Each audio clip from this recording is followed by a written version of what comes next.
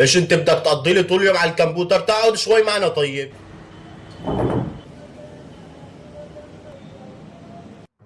مرة انا وصاحبي وقت رح تعال محمود تاخد اشتري لي 2 كيلو بندوره من تحت يلا بسرعة.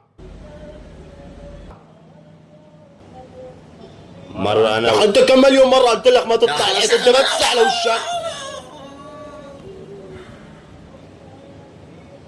مرة انا وصاحبي مالك بندوره؟ جبت لك بدل بندوره بطاطا. يعني انت شلون نبدل البندوره بالبطاطا؟ شلون بدنا نعمل لحم بعجين نحن؟ هذا اول شيء بنجيب بطاطا، بعدين بنجيب صحن، بعدين بنحط لحم بعجين.